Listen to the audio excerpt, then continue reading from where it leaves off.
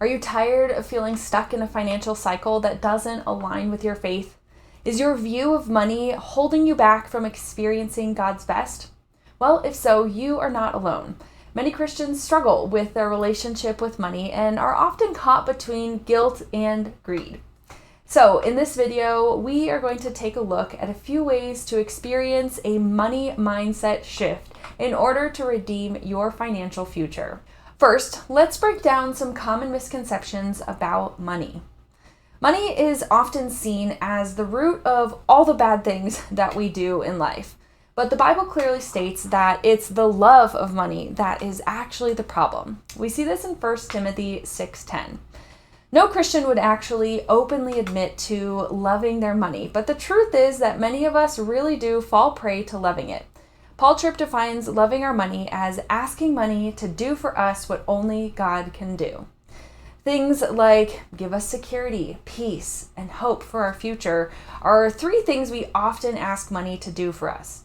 So we must be on guard against being seduced by the power that money can have over our hearts.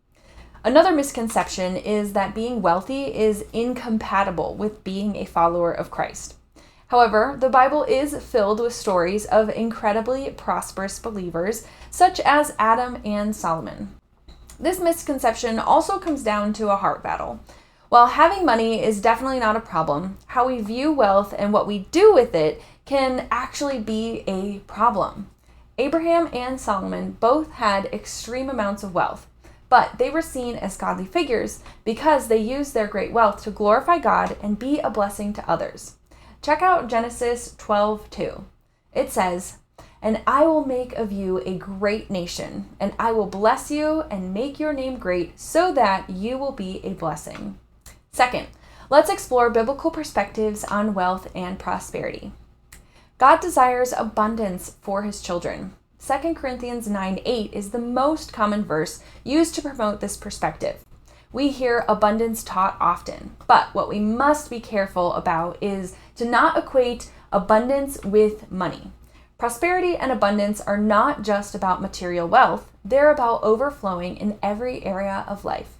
Furthermore, when we take the time to examine that verse in 2 Corinthians, we notice that the blessing of abundance is not for ourselves, but it is meant for others.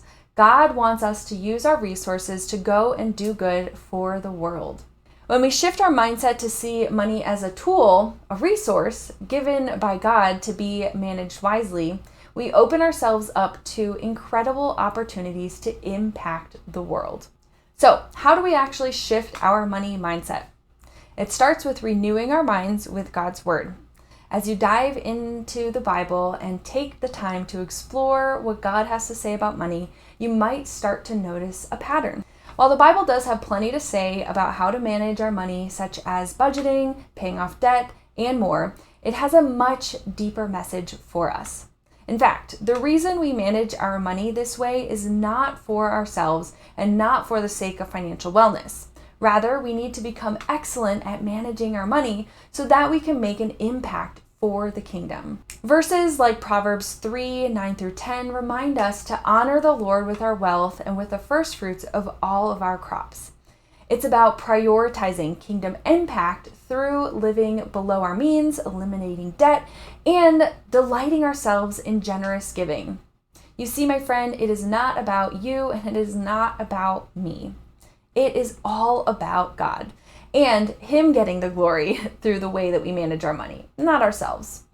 Remember, your budget is a spiritual battleground. By aligning your money mindset with God's Word, you're not just improving your financial situation, you're deepening your relationship with Him. Are you ready to transform your financial life with this kind of a mindset shift? If so, I want to encourage you to check out Redeeming Your Finances. This course will equip you with the biblical principles and practical tools you need to create a life of abundance that honors God. Click the link in the description to learn more and to start your journey today.